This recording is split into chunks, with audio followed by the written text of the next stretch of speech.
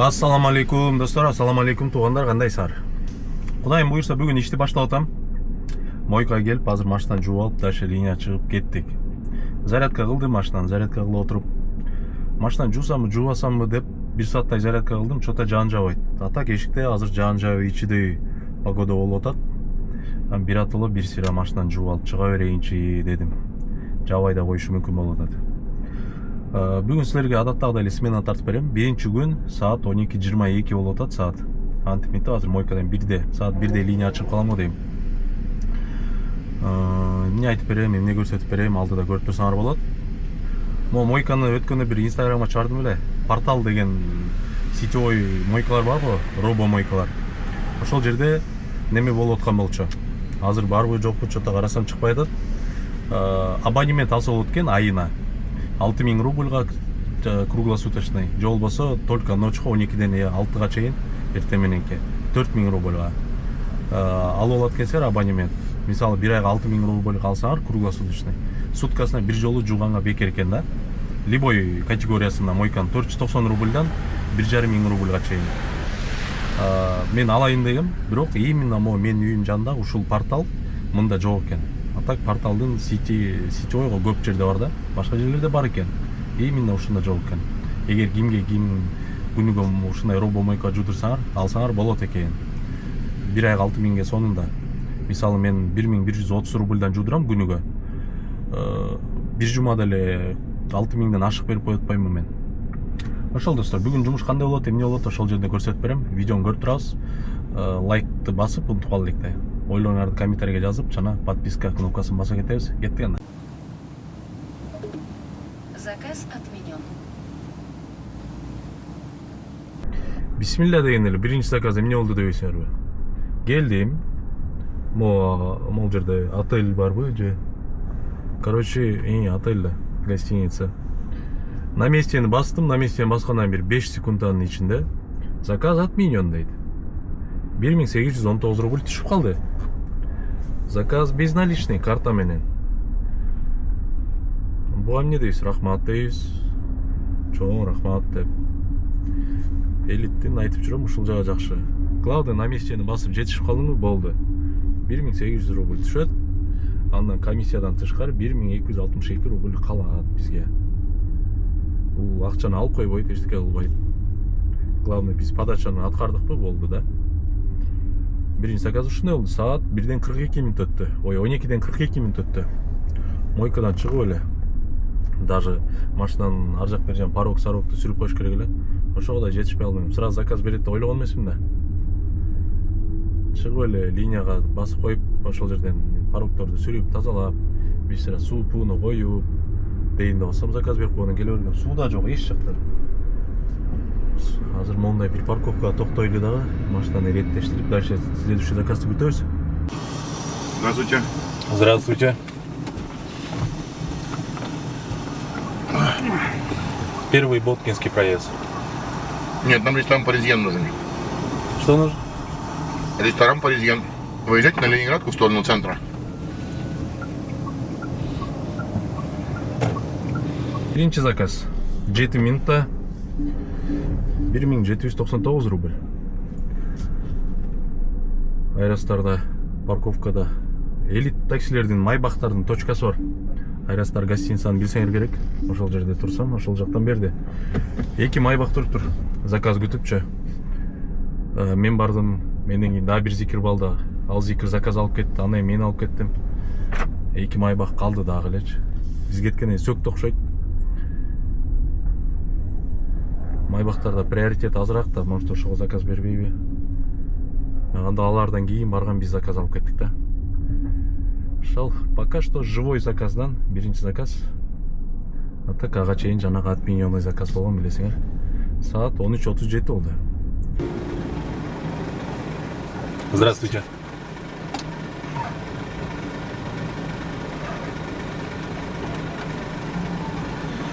Мясницкая, да? Да, да, все. Мясницкая 49. 1799 рубль. 15 минута. Жана заказдан кийин бир жарым сааттай перерыв кылдым. бир жумуштар чыгып калып ошол жака барып бүтүрүп келе калдым. Эми дальше жумушту улантабыз. 3:53 болуп кетти саат.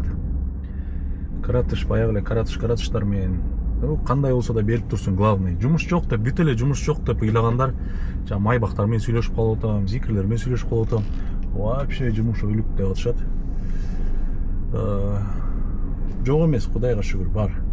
Ошентип эле майдалап болсо да, кыбырап болсо да бере берсин, иштей беребиз.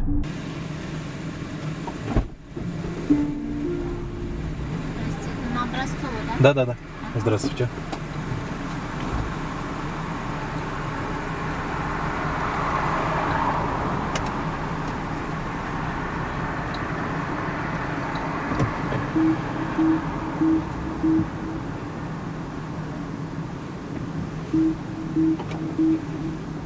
Образцово 2072 рубль 14 минута Аврора гостиницадан алып келдим, Петровка 11-ден.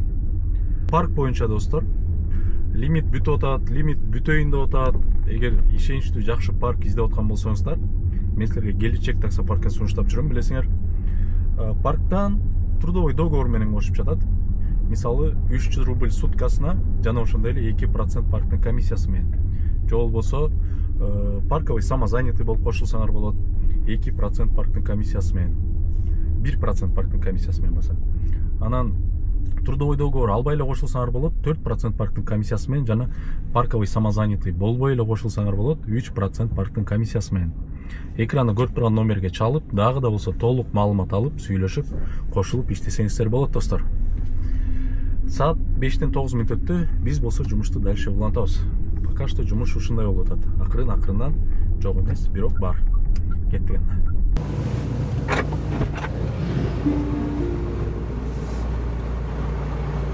Здравствуйте.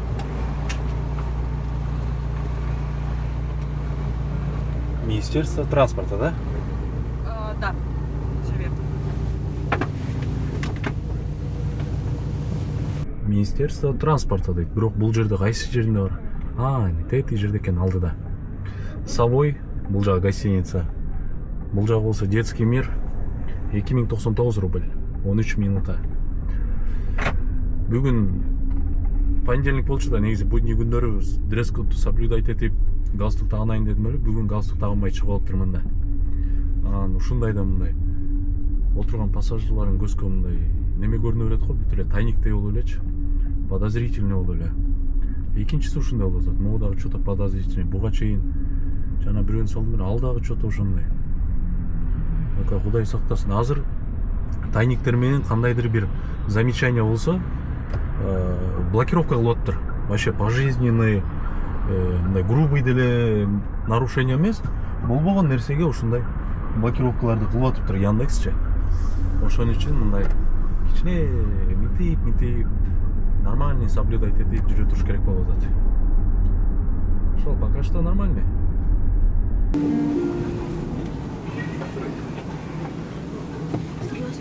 Здравствуйте. Еще раз здравствуйте. Здравствуйте. Никак не позволяет, знаете, метку ставить вот здесь. Это было, конечно, после заказа. Я попробовал поменять, но не позволит. После заказа не получится. После заказа да. не получится, да? Да. Перед заказом должен. Перед заказом. Понял, понял. Спасибо большое. Ромашково, да? Да, Ромашково. Там ресторан клевый есть.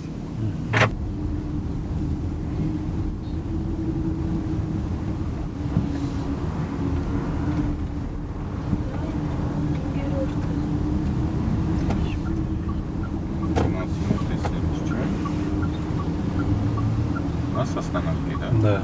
Ромашково келип калдым. 4545 рубль. 53 минут болуп кетти. Мунун 10 минутасын жанагы ГАИнин жанында отуруп калдым. Көрдүңөр да. На ровном месте ГАИни мондай көрүп туруп нарушать эттим да. Пешеходдор эне сүйрөлүп бир подиумда басып бараткасып, эртерээк басып кетпейт же кое турбайт да. Именно мен пешеходныйга уже чыкканда чыгышат да. Сүйрөлүпчү. Анан ГАИ бирок штраф жазган жок, эчтеке кылган жок. Штраф толтуруп уже бүтүп калган. Экөөбүз сүйлөшүп кеттик, бир аз таанышып. Ошонткенден эле аягында документтерди берди дагы. Жакшы бар деди. Короче, жазбайм штраф депчи. кычайт го булар. Ошентип штраф жазып аткан болчу, ошентти дагы, короче, все. Не буду, короче. Кете бер деди. Ал дагы машина алып кетти. Анан блять. Тиякта кычып атышпайт. Тиягынан бир машина бул жаган именно могул жерге перекресткка туруп алышат экен келипчи. Мен мисалы перекресттоктон түшүрсөм болмок азырчы могул клиенттичи, что башка машиналарга мешать этпейин деп бияка кирдим да атайынчы. Башкалар келип атат да именно ошо перекресткка туруп алып кишилерин түшүрүп атат, салып атат. Ошентип биринчи токтоп атканда кичине эки жакта ойлонсо болот да. Эмне сүйлөп атканымды унутуп калдым, короче. Анан могу платный немеден өтүп атпайбызбы? Жанагы Багратионовский 600 рубль го. Даже азыр 600төн көп болуп кеткенби? Яндекс төлөп атат, мисалычы, мен ошо менен келдим да азырчы. Анан бирок менде немеден да снимать этти окшойт. Менде транспондер бар да. Транспондердин дагы иштеди да, ошондон өтүп баратканда, пишайт этип акча снимать эткенде иштейт да. Ошентип иштеди. Ошондо мындан да акча снимать этип, Яндекс дагы төлөп калабы. Ошол жагын кандай кылыш керек? Билгендер барбы? Если что, эми все равно Яндекстен сурап чалып сурайм дейчи. Кандай кылабыз депчи? Менде транспондер бар. Ал жактан да акча снимать этти депчи. Короче, ушундай достор. 5 заказ 9593 рубль дейт. Дальше жумушта улантабыз. Здравствуйте. Добрый вечер. Лихачевская, да? Да, все верно.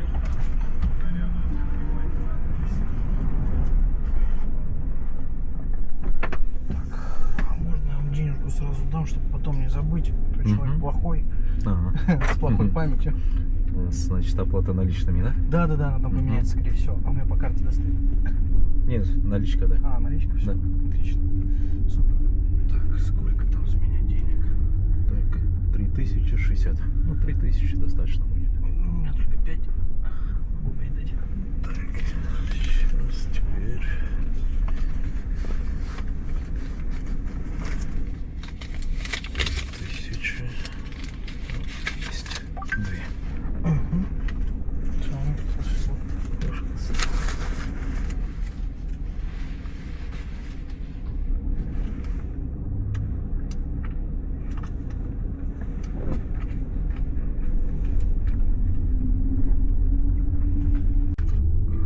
Где вам? Да, здесь один подъезд. Вот,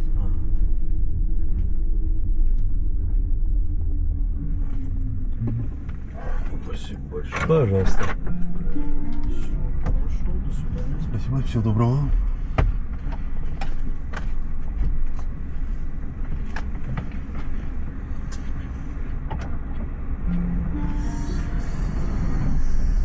Так, Лихачевская, 3060 рубль, наличка.